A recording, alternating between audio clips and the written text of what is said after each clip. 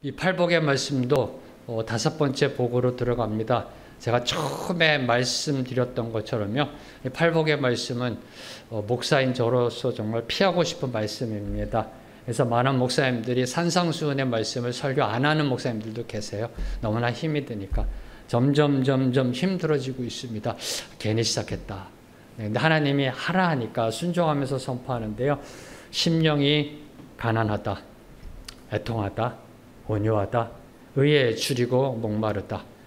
거기다 하나를 또 더하세요. 이제 긍휼히 여겨라. 주님, 너무나 힘듭니다. 너무나 힘듭니다. 말씀대로 살아내기가 너무나 힘듭니다. 그래도 주님의 말씀에 순종하며 나아가겠습니다. 네. 이 말씀을 선포할 자격이 저에게는 없습니다. 그런데 하나님이 저를 통해 선포해 주시기 때문에 저도 오늘 이 말씀을 통해 은혜 받고자 합니다. 자, 오늘 말씀의 제목은 복되도다 긍휼히 여기는 자여. 네, 긍휼.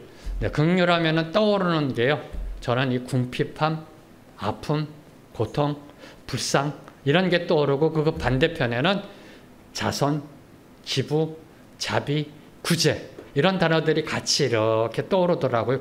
긍휼하니까요. 네, 그래서 이 긍휼의 이미지를 긍휼의 이미지와 관련된 자료를 이렇게 찾던 중에요, 올 초 2월 달에 우리를 놀라게 했던 한 기사를 보게 됐습니다. 네, 2월 초에 10조 재산 절반 기부, 이게 헤드라인 뉴스였습니다. 10조 원의 전 재산의 절반, 5조죠. 5조를 세상에 기부하겠다라는 이 제목이었습니다. 이는 카카오 이사의 김범수 의장에 관한 뉴스였습니다. 그런데 저는 그 기부한 그 사실보다도, 5조 원을 기부한 그 사실보다도 제 눈길을 끈 것은 김범수 의장으로 하여금 5조 원의 돈, 재산의 절반을 기부하도록 동기를 부여한 시가 있다는, 동기를 부여한 시가 있었다는 사실에 제 눈길이 갔습니다. 그 시는 랄프 월도 에머슨이라는 사람이 쓴 시입니다. 여러분이 인터넷 들어가면 금방 나옵니다. 무엇이 성공인가? 네, 랄프 월도 에머슨이라는 분이 쓴 시, 무엇이 성공인가? 이 시가 김범수 의장의 마음을 터치해서 10조 원의 절반, 뚝 잘라 5조를 기부하겠다라고 발표했다고 합니다. 그 시를 보면 이렇게 시작합니다. 자주 그리고 많이 웃는 것, 현명한 이에게 존경을 받고 아이들에게서 사랑을 받는 것으로 시작합니다. 그래서 많이 웃는 것, 존경받는 것, 사랑받는 것이 성공이다 라고 시작하면서요, 그 다음에는 저와 여러분이 살아가는 삶의 모습, 배신도 당하고 아이도 낳고 정원도 꾸미고 그런 거를 이제 시로 표현하면서 마지막 부분에 이렇게 그 시를 맺고 있습니다. 그렇게 이제 세상을 살아가는 모습을 통해 세상을 조금이라도 살기 좋은 곳으로 만들어 놓고 떠나는 것, 자신이 한때 이곳에 살았음으로 해서 단 한 사람의 인생이라도 행복해지는 것, 이것이 진정한 성공이다. 다시 말씀드리겠습니다. 세상을 조금이라도 살기 좋은 곳으로 만들어 놓고 떠나는 것, 자신이 한때 이곳에 살았음으로 해서 단 한 사람의 인생이라도 행복해지는 것, 이것이 진정한 성공이다. 저와 여러분이 살고 있는 이 시대는 생존 경쟁의 시대입니다. 적자 생존의 시대입니다. 내가 살기 위해서는 다른 사람을 밟고 일어서야 하는 시대입니다. 여러분의 자녀들을 향해 지금 그렇게 가르치고 있는 시대가 이 시대입니다. 1등 해라, 1등 해라. 그래야 네가 축복받을 거고 네가 그래야 행복한 것이다. 지금 저와 여러분이 살고 있는 시대가 그런 시대입니다. 이런 시대 속에 지금 에머슨이란 사람이 쓴 시, 김범수 의장의 마음을 터치한 그 시, 그 성공적 삶을 어떻게 살아낼 수 있을까요? 네. 어떻게 살아낼 수 있을까요? 세상을 조금이라도 살기 좋은 곳으로 만들어 놓고 떠나는 인생, 단 한 사람이라도 행복감을 주고 떠나는 그런 인생, 그런 인생을 어떻게 살아갈 수 있을까? 저는 이 부분을 많이 묵상하다가요, 내린 결론, 제가 목사고 신학자에서가 아니라 답은 팔복밖에 없다. 답은 팔복밖에 없다. 팔복대로 사는 것밖에 없다라는 결론을 내릴 수밖에 없었습니다. 팔복의 삶을 사는 사람들이 행복한 사람이고요. 그리고 그런 삶을 통해서 다른 사람을 행복으로 인도할 수 있는 겁니다. 다시 한번 말씀드립니다. 팔복의 삶을 사는 사람은 행복한 사람이자 동시에 다른 사람을 행복으로 인도합니다. 자, 오늘 말씀 7절 말씀 다시 한번 읽겠습니다. 시작. 긍휼히 여기는 자는 복이 있나니 그들이 긍휼히 여김을 받을 것임이요. 원어대로 그대로 해석하면 복되도다 긍휼히 여기는 자요. 선포입니다. 그 복되도다 긍휼히 여기는 자요. 긍휼히 여기는 자는 복된 자라는 겁니다. 자, 그러면 복된 긍휼히 여기는 자는 누구일까요? 어떤 모습이 긍휼히 여기는 복된 자의 모습일까요? 자, 여러분은 긍휼히 여기는 자이시는지요? 여러분은 긍휼을 베푸는 자이신지요? 하나님이 복되다라고 인정한 긍휼을 베푸는 사람이신지요? 자, 그러면 긍휼이 뭔지를 알아야 되잖아요. 긍휼이 뭔지를 알아야 하나님의 복된 긍휼히 여기는 사람으로 나아갈 수 있는 겁니다. 이 긍휼이란 단어의 의미를 살펴보면요, 상대방의 처지를 깊이 이해하고 그 입장에서 공감하며 동정한다. 네, 상대방에 놓여 있는 환경과 조건, 그 처지를 이해하는 겁니다. 아, 그렇구나. 그 입장에서 공감하며 그 사람을 동정하는 것이 긍휼이다라고 말합니다. 한마디로 자비를 베풀다, 불쌍히 여긴다라는 의미가 들어가 있는 겁니다. 우리는 종종 길을 가다 힘들고 어렵게 사는 사람들을 만납니다. 노숙자를 만나고요. 그 언덕길을, 그 폐지를 주워서 나이 드신 할아버지 할머니가 그 언덕길을 올라가는, 그 몇천 원 벌겠다고 올라가는 그런 모습들을 봅니다. 노숙인들을 봅니다. 길에서 동행하는 분들을 봅니다. 그런 사람들을 보면 치근한 마음이 드는 게 인지상정입니다. 인간이라면, 우리의 양심이 살아있다면 그런 모습 보면 좀 안타깝고요. 참 안됐다, 이런 치근한 마음이 듭니다. 그리고 경제적으로 물질적으로 살기 힘들어서요, 정말 힘들어서 자살을 선택한 사람들의 이야기를 들을 때면 마음이 저미는 안타까움이 있습니다. 제가 온누리 교회에서 탈북 그 사역을 할 때 탈북민이 자살한 사건이 있었습니다. 먹을 양식이 없어서 너무나 힘들어서 오죽했으면 자살했을까 생각하는데 가슴이 저미더라고요. 그런 마음이 듭니다. 그리고 컴패션이나 월드 비전 같은 그런 그 구호하는 단체에서 나오는 아이들은 꼭 아프리카 아이들이에요. 컴패션이나 월드 비전이나 그런 데서 단체에서 이렇게 내보내는 그 광고 속에 나오는 아이들은 아프리카의 바싹 마른 아이들, 병들고 정말 이 눈동자에 힘도 없는 그런 아이들, 파리가 와서 꼬여도 쫓아낼 수 없는 그런 기력이 없는 아이들, 그런 아이들을 보면 그저 먹먹합니다. 그래서 기부하라는 거겠죠, 그죠? 네. 그런 감정, 그런 공감, 힘들고 어려운 처지에 있는 사람들을 불쌍히 여기는 측은지심의 공감으로 동정하는 것이 예수님이 말씀하신 긍휼인가요? 그게 긍휼일까요? 이게 만약에 예수님 말씀하신 긍휼이라면 세상에서 정말 마음을 베푸는 사람, 뭐 불교 다니던 어느 종교에 있던 내가 어렵고 힘든 사람을 도와주는 사람, 그런 사람들이 하나님의 복된 긍휼히 여기는 자인가요? 복되도다 긍휼히 여기는 자요. 그 긍휼히 여기는 자인가요?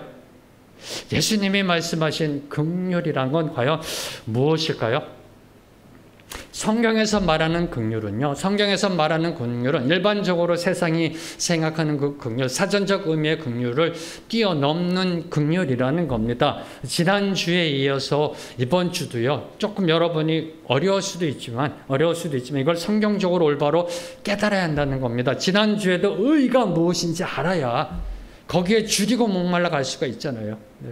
오늘도 긍휼이 무엇인지를 알아야 제대로 된 복된 자의 삶을 살아갈 수가 있는 겁니다. 성경에서 말하는 그 긍휼은요, 인간적인 동정이나 공감의 차원을 넘어 하나님의 자비하심이 선포되는 겁니다. 인간적인 공감, 인간적인 동정, 야 불쌍하다, 도와줘야 되겠다, 측은지심, 감정이입을 넘어, 그것도 당연하지만 그걸 또 넘어 하나님의 자비하심, 하나님의 자비하심이 선포되는 것이 긍휼입니다. 소외되고 억압받고 고통 속에 있는 약자를 향해서뿐만 아니라 사회적인 약자, 고아, 과부, 그리고 지금 정말 고통을 겪고 있는 미얀마에 있는 사람들, 아프가니스탄에 있는 사람들 향해서 긍휼의 마음을 갖는 것뿐만 아니라 악한 자, 악한 자를 향해서도 불쌍히 여기시는 거 하나님의 자비하심이 긍휼이라는 겁니다. 다시 선포합니다. 저도 이번에 이 말씀을 준비하면서요, 새로운 깨달음이 있었던 겁니다. 하나님의 긍휼하심은 약한 자뿐만 아니라 악한 자, 약한 자뿐만 아니라 악한 자도 불쌍히 여기시는 하나님의 자비하심이 긍휼이라는 겁니다. 네, 앞부분은 저희들이 너무나 잘 압니다. 약한 자, 약함을 향해 선포되는 하나님의 긍휼은 저희들이 너무나 잘 알고요. 고아, 과부, 정말 병들고 지친 자들을 향한 거는 저와 여러분이 너무나 잘 알기 때문에 그 다음 부분, 악한 자를 향한, 죄인들을 향한 하나님이 불쌍히 여기시는 그 마음이 어떤 마음인지를 저희들이 집중적으로 살펴보도록 하겠습니다. 먼저 에스겔서 39장 25절 말씀 함께 읽겠습니다. 시작. 그러므로 주 여호와께서 이같이 말씀하셨느니라. 내가 이제 내 거룩한 이름을 위하여 열심을 내어 야곱의 사로잡힌 자를 돌아오게 하며 이스라엘 온 족속에게 사랑을 베풀지라. 네, 잠시 자막 띄워주세요. 자, 여기서 하나님의 긍휼하심이 어디에 있는지요? 무엇이 하나님의 긍휼하심인지요? 네, 야곱의 사로잡힌 자들을 돌아오게 하며 이스라엘 온 족속에게 사랑을 베풀지라. 무엇이 하나님의 긍휼일런지요? 네, 이제 내려주시고요. 네, 에스겔 당시 이스라엘은 어떤 상황이었는지요? 네, 에스겔 당시 이스라엘은 하나님을 떠나 우상 숭배함으로 하나님의 징계받습니다. 하나님의 심판을 받습니다. 그래서 바벨론의 침공을 받아 나라가 멸망합니다.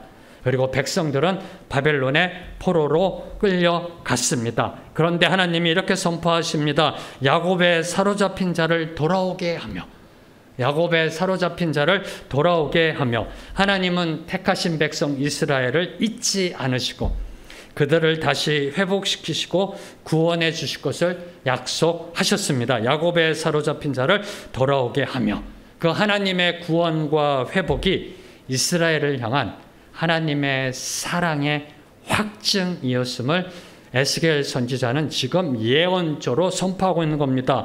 야곱의 사로잡힌 자를 돌아오게 하며 이스라엘 온 족속에게 사랑을 베풀지라. 바로 이 하나님의 사랑이 긍휼입니다. 바로 이 하나님의 사랑이 긍휼입니다. 사랑을 베풀다라고 번역된 히브리어 라함, 히브리어 라함이 하나님이 불쌍히 여기시는 긍휼, 불쌍히 여기시는 그 자비의 마음을 이야기하고 있는 겁니다. 다른 사람을 진정으로 불쌍히 여기는 마음, 위에서 아래로 눈을 내려다보면서 참 안 됐다라는 불쌍히 여기는 게 아니라 진정으로 불쌍히 여기는 마음은 오직 사랑하는 마음에서 나온다는 겁니다. 사랑하는 마음을 가진 자만이 다른 사람을 진정으로 불쌍히 여길 수 있게 됨을 보여주고 있는 겁니다. 자, 이런 긍휼의 의미를 잘 보여주는 것이요, 이 긍휼히 여긴다라는 히브리어 라함, 이 동사의 명사형이 레헴입니다. 레헴. 히브리어 명사 레헴은 어머니의 태자궁이라는 의미입니다. 원래 의미가 어머니의 태자궁. 뭘 의미할까요?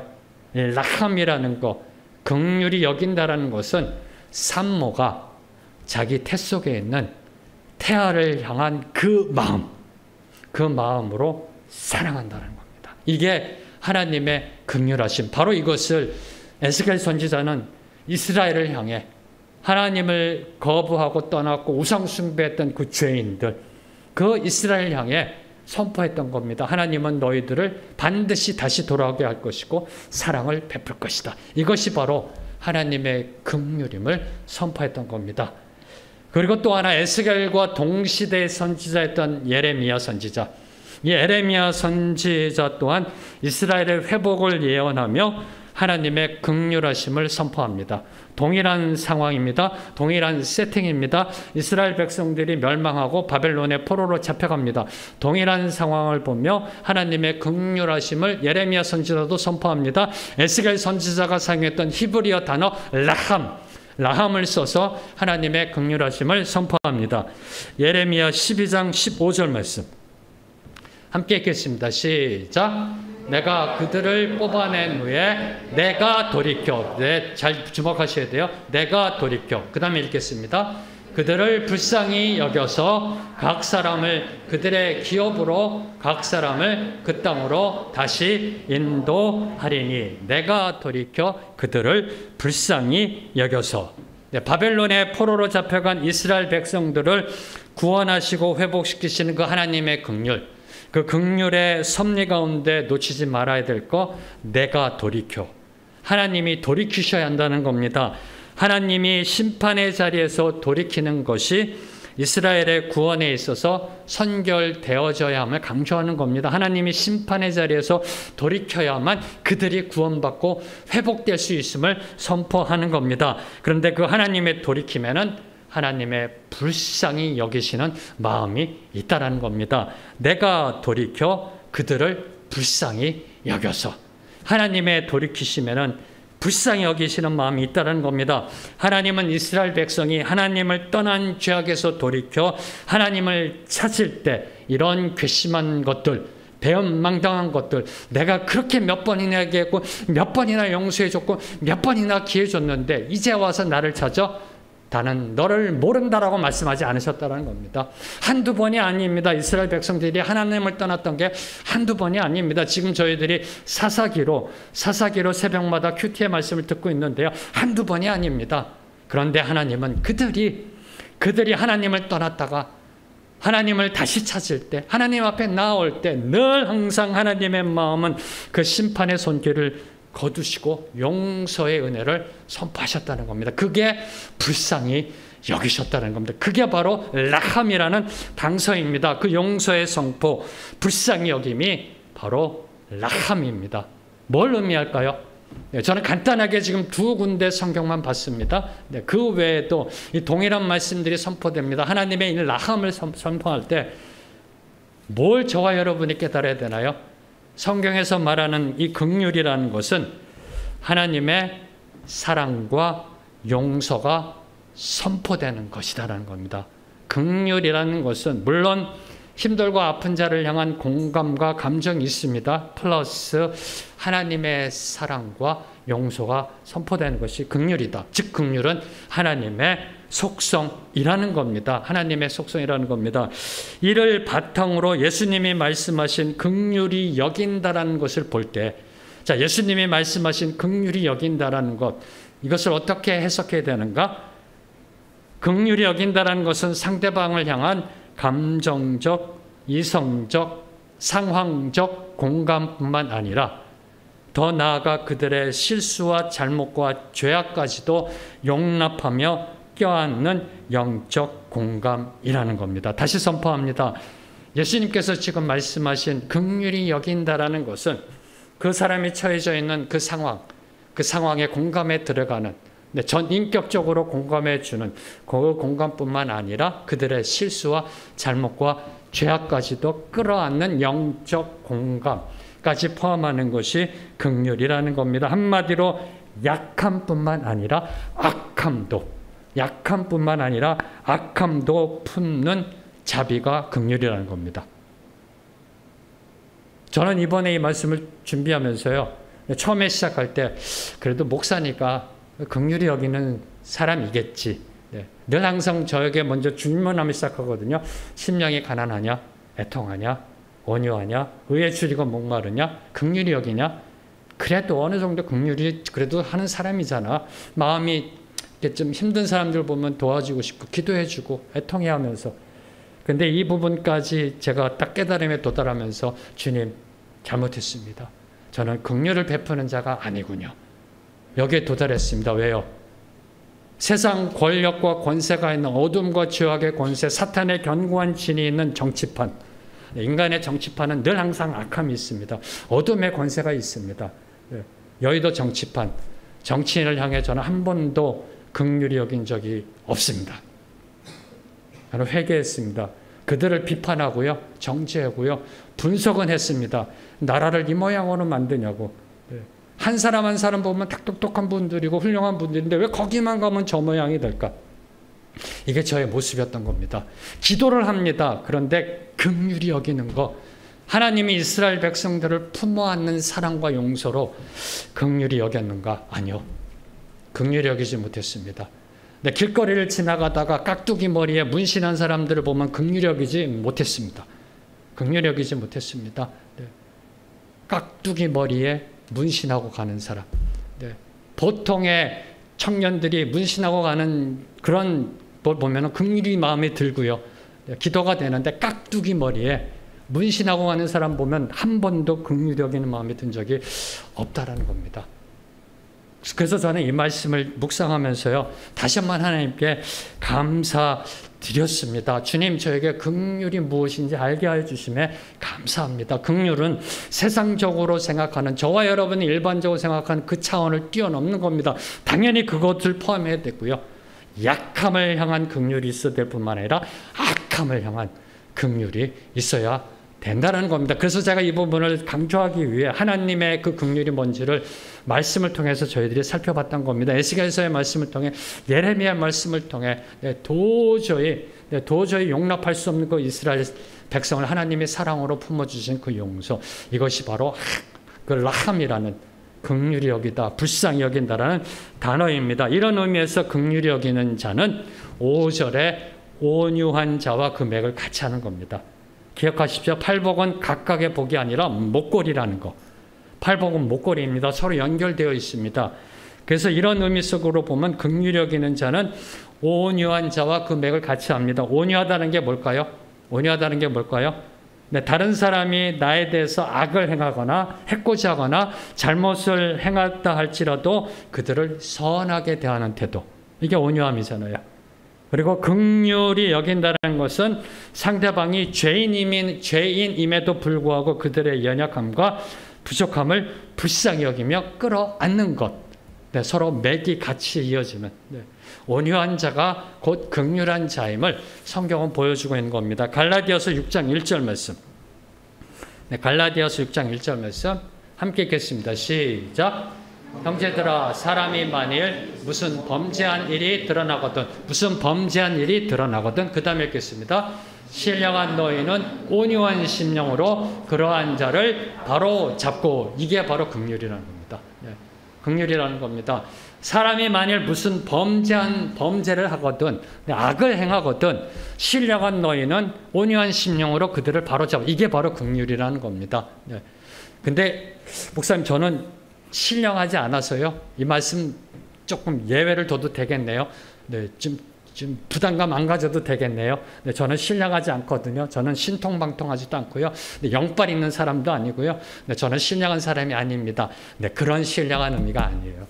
여기에 신령하다는 것은 성령으로 거듭난 사람, 영이 있는 사람, 하나님의 성령이 임한 사람, 구원받은 사람, 바로 저와 여러분 모두를 가리키는 겁니다. 네, 저와 여러분에게 주시는 말씀입니다. 성도라면 누가 범죄하거든, 누가 악을 범하거든, 누가 죄를 짓거든 그들을 온유한 심령으로 품고 그들을 바로 잡으라는 겁니다. 이게 바로 긍휼히 여기는 모습이라는 겁니다. 상대방의 고통과 아픔뿐만 아니라 범죄한 일에 대해서도 온유한 심령으로 끌어안는 것이 긍휼이라는 겁니다. 상대방의 죄악에 대해서 인간적으로 판단하고 노여움으로 징계하는 것이 아니라 하나님의 사랑으로 용납하고 올바른 길로 인도하는 것이 긍휼히 여기는 모습이고요. 바로 이 모습이 예수 그리스도께서 사셨던 삶의 모습이라는 겁니다. 예수님은요, 남편이 5이나 됐던 사마리아 여인을 책망하지 않으셨습니다. 남편이 5이나 됐던 사마리아 여인 보고 너는 왜 그렇게 살았니? 야, 지금 조금 도덕적으로 좀 생각해 봐라. 왜 그렇게 살았어? 왜 인생을 이렇게 함부로 살았니? 이렇게 말씀하지 않으셨다는 겁니다. 책망하지 않으셨다는 겁니다.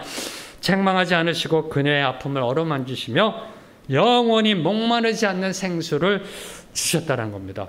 그리고 현장에서 가늠하다 잡혀온 여인, 누가요? 이스라엘 여인이라는 걸 잊지 마십시오. 현장에서 가늠하다 잡혀온 여인은 이방인이 아닙니다. 네, 이방인이 아니라 이스라엘 여인이라니까요. 하나님을 믿는 백성, 그 백성이 현장에서 가늠하다 잡혀왔습니다. 그 여인을 향해 사람들은 율법의 정의란 이름으로 정죄하며 돌로 내려치려고 했습니다. 그때 예수님은 정말 정말 더럽다. 정말 불결하다. 어떻게 율법을 못 지키냐. 저런 여인은 벌받아 싸다라고 이야기 안 하셨다는 겁니다. 불결하다라고 외면하지 않으셨다는 겁니다. 오히려 그녀를 용서로 품으시고 긍휼한 마음으로 이렇게 선포하십니다. 다시는 죄를 짓지 말라. 다시는 죄를 짓지 말라. 왜 그랬니? 왜 그랬니가 아니라 내를 향해 선포해 주신 겁니다. 바로 잡아 이끄십니다. 다시는 죄를 짓지 말라. 이것이 바로 긍휼을 베푸시는 그 모습인 겁니다. 예수님은 또한 부활하신 후 자신을 세 번 부인했던 베드로를 만나셨을 때도 그를 책망하거나 나무라지 않으셨습니다. 다른 제자들 앞에서도 망신을 주지도 않으셨습니다. 저 같았으면 한마디는 하고 갔을 것 같아요. 저 같았으면 야, 네가 어떻게 그럴 수 있니? 다른 사람이면 몰라도 어떻게 내가? 이 말은 했을 것 같아요. 저 같았으면요. 믿는 도끼에 발등 찍힌다는 게 이런 거구나. 베드로, 네가 어떻게 그럴 수 있니? 야, 너 나하고 눈 마주쳤잖아. 마주쳤는데도 어떻게 나를 부인할 수 있니? 라고 말씀 안 하셨다는 겁니다. 말씀 안 하시고요. 그 베드로를, 그 죄를 사랑으로 용서하시고 용납하시고 그의 권위를 회복시켜 주시면서 내 양을 치라. 그래서 베드로는 초대교회 때 주님의 일을 정말 귀하게 섬기다가 십자가에 내려오는 이야기에 의하면 십자가에 거꾸로 매달려 순교한 정말 귀한 삶을 살게 되었던 겁니다. 그리고 더 나아가 예수님은 십자가에서 고난받으실 때 자신에게 못을 받고 조롱하고 침을 뱉고 핍박하는 자들 향해 뭐라고 말씀하시나요? 아버지여, 저들의 죄를 용서하여 주시옵소서. 이게 바로 긍휼히 여기는 모습이고요. 그리고 그렇게 기도하시며 이 세상을 향한 구원을 이루셨습니다. 이게 긍휼입니다. 이게 하나님의 라함이라는 겁니다. 예수님 당시 유대 사회는 어떤 사회였나요? 눈에는 눈, 이에는 이로 갚는 것이 하나님의 뜻인 줄 알고요.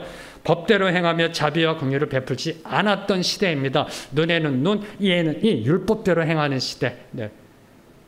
자비와 인애를 베풀지 않았던 시대. 하나님이 그토록 원하시는, 나는 인애를 원한다라고 성경에 그렇게 써 있는데도, 나는 제사보다 인애를 원한다라고 그렇게 말씀하셨는데도 하나님이 원하시는 인애와 자비는 사라지고요. 종교적으로 경색되어서 옳고 그름의 정죄와 비판과 배타주의 풍조가 팽배했던 그러한 시대입니다. 그런 사회입니다. 정치가 나눠져 있었습니다. 바리새파, 사두개파로 나눠졌었습니다. 누가요? 유대인들이, 하나님의 백성이 서로 나누어서 손가락질하며 싸움질합니다. 내가 옳다, 네가 옳다. 율법의 잣대를 대고서 너는 죄인이다, 너는 돌에 맞아 싸다라고, 이런 사회였던 겁니다. 오늘날 사회는 어떤가요? 오늘날은 어떤가요? 똑같지 않나요? 이념과 사상으로 나눠줘서요. 이 무슨 파, 네가 옳다, 내가 옳다, 좌파, 우파, 태극기, 촛불, 이사대, 저사대 들이대고서요. 너는 안 돼, 너는 맞아, 너는 우리 편, 너는 아니야. 똑같다라는 겁니다. 히브리서 13장 8절에 보면은 예수 그리스도는 어제나 오늘이나 영원토록 동일하시다라고 합니다. 근데 혹시 히브리서 13장 8-1절 아세요? 히브리서 13장 8-1절 제가 만든 겁니다. 성경에는 없습니다. 인간은 어제나 오늘이나 영원토록 동일하다. 인간은 동일합니다. 그래서 예수님은 오늘도 선포하시는 겁니다. 복되도다 긍휼히 여기는 자여, 긍휼을 베풀라라는 겁니다. 긍휼로 나아가 이 세상을 바로 잡으라고 말씀하셨던 겁니다.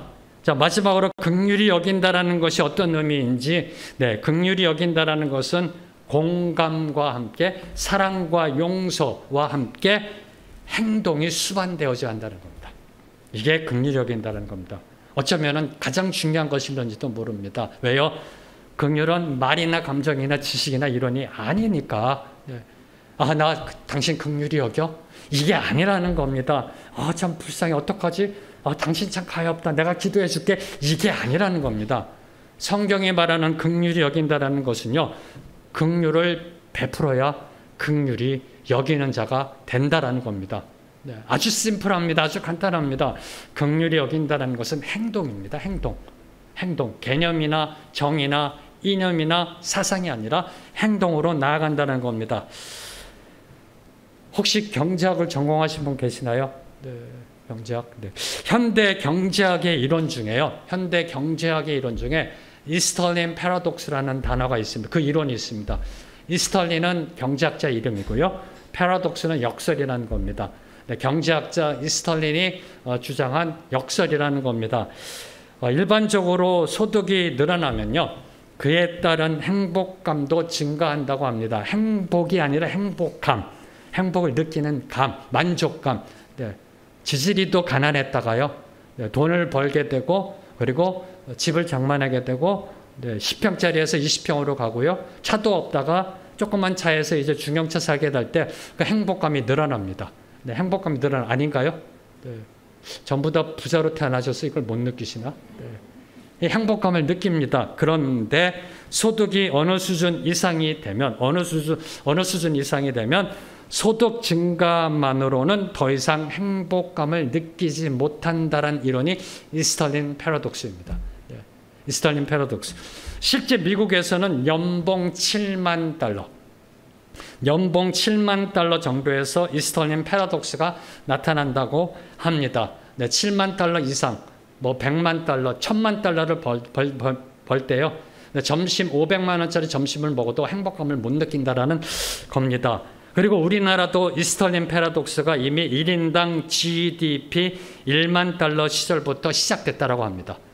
GDP 1만 달러 시대부터 이미 이스털린 패러독스가 시작이 돼서요, 더 이상 지금 GDP가 3만 달러, GDP가 늘어남에도 불구하고 국가별 행복 지수는 변함이 없습니다. 정체 상황입니다.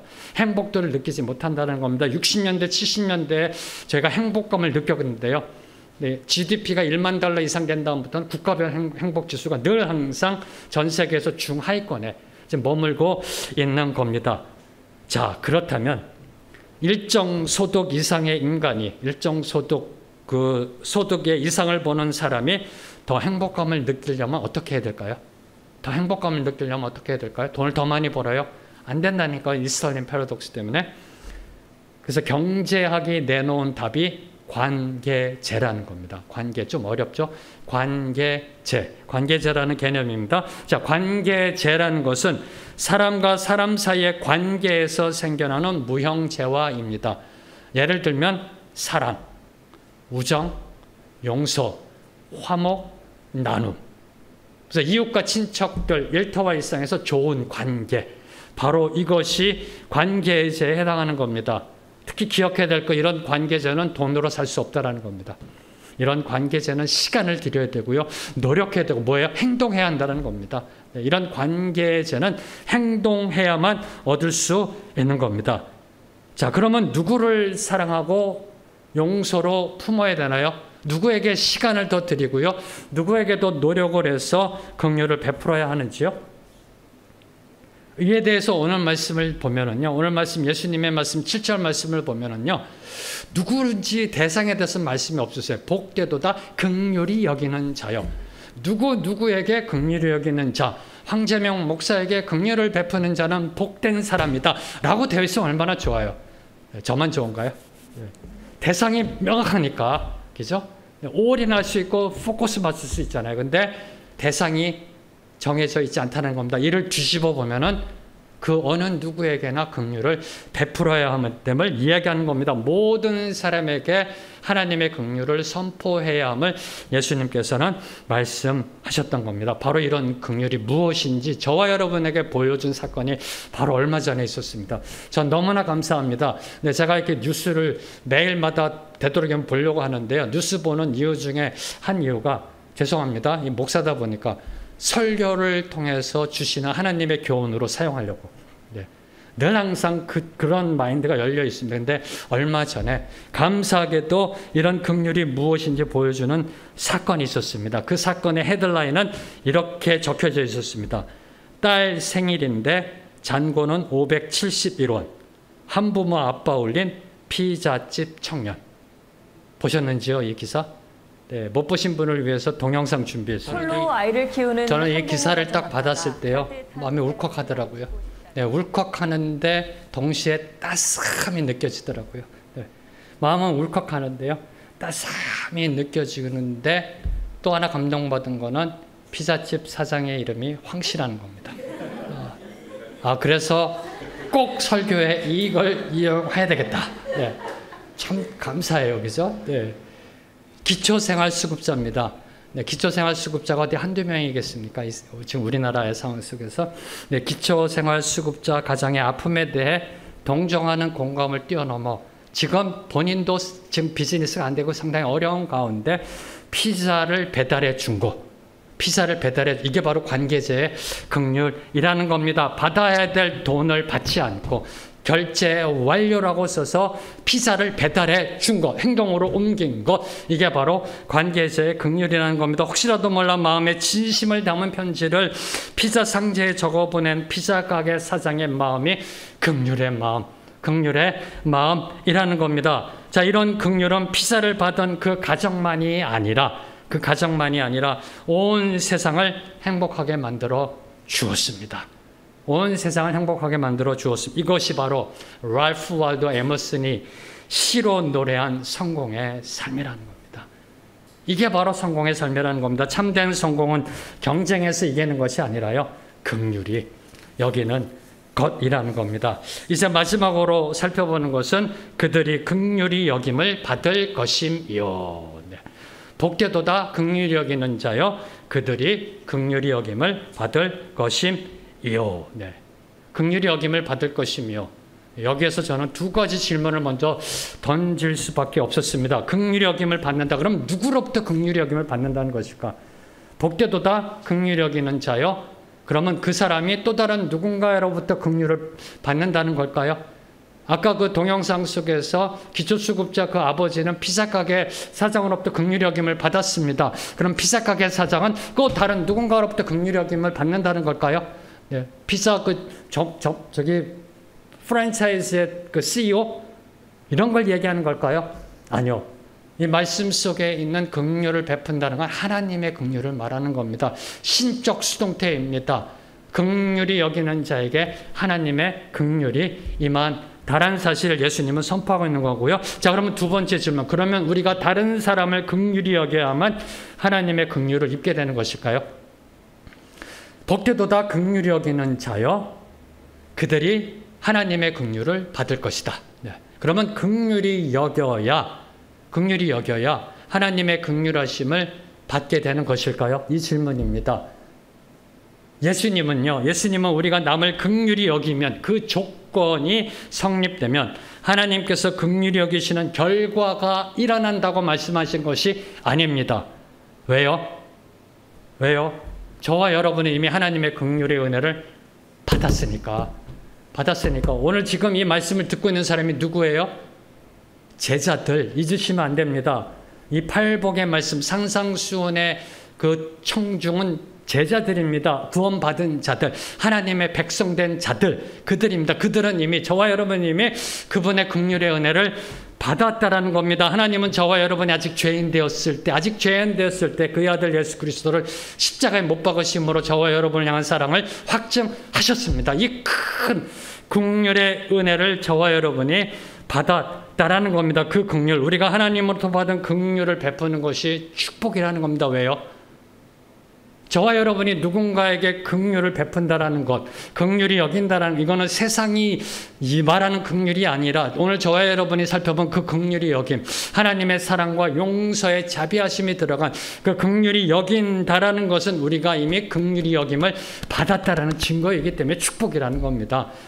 그분의 긍휼을 받은 자만이 긍휼을 베풀 수 있다는 겁니다. 다시 말해 1만 달란트 빛을 탕감받은 그 긍휼이 뼛속까지 감사함으로 날마다 고백되는 자만이 100달이 온 빚진 자를 긍휼로 품을 수 있음을 이야기하고 있는 겁니다. 1만 달란트 빚진 자가 탕감받은 그 은혜가 늘 항상 사무치고 감사해서, 너무나 감사해서 100데나리온 빚진 자를 용서하고 사랑으로 품을 수 있는 것, 바로 이것을 말씀하고 있는 겁니다. 하나님의 긍휼을 받은 자, 하나님의 긍휼을 맛보아하는 자만이 다른 사람을 긍휼히 여길 수 있습니다. 그럴 때 하나님의 긍휼의 맛을 다시 느끼게 된다는 겁니다. 또 다른 하나님의 긍휼이 임하는 게 아니고요. 저와 여러분은 이미 1만 달란트의 빛을 탕감받는 긍휼의 은혜를 받았다니까 이 부분을 잊으시면 안 됩니다. 이보다 더 큰 긍휼의 은혜는 없습니다. 저와 여러분은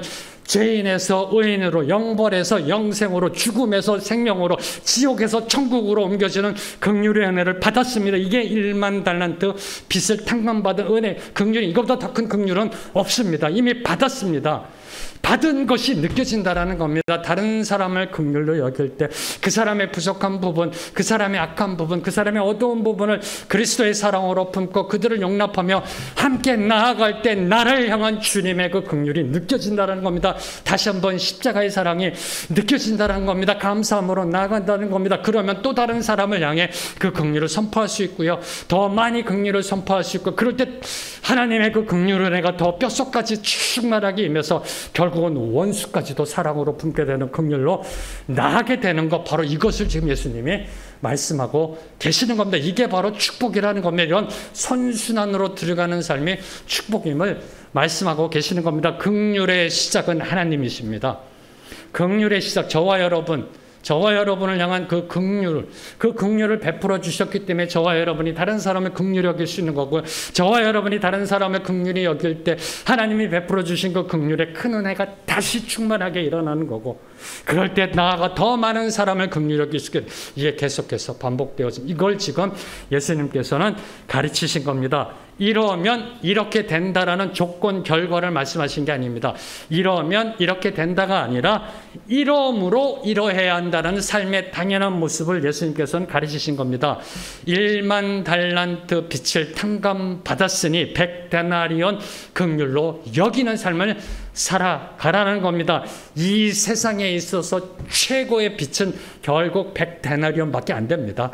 기껏해야 100데나리온입니다. 저와 여러분은 이미 하나님으로부터 1만 달란트의 빚을 탕감받았다는 이 사실만 알고 이 사실만 잊지 않는다면 까짓거 100데나리온쯤이야 라는 마음으로 다른 사람들을 품어갈 수 있는 겁니다. 사랑하는 성도 여러분, 하나님의 긍휼을 저와 여러분은 거저 받았습니다. 값없이 그냥 받았습니다. 그냥 받은 긍휼 베풀어야 한다라는 겁니다. 그것이 축복이고요. 그런 축복의 삶을 살기 위해서 잊지 말아야 할 것, 우리를 향한 하나님의 긍휼의 은혜라는 겁니다. 여기서부터 늘 항상 출발해야 한다는 겁니다. 오늘도 우리를 그 긍휼의 은혜로 감싸 안으시는 주님을 바라봐야 합니다. 이걸 놓치면 오늘 예수님 말씀하신 그 축복의 맛을 알지 못한다는 겁니다. 그래서 이 오늘 말씀을 묵상하면서요, 오늘도 우리를 바라보시는 그 주님을 찬양하며 나아가기를 소망합니다. 오늘도 사랑의 눈으로 어느 때나 우리를 바라보시는 주님, 인자한 귀로서 우리의 작은 신음에도 응답하시는 그 주님의 긍휼의 은혜를 사모하며 찬양합니다.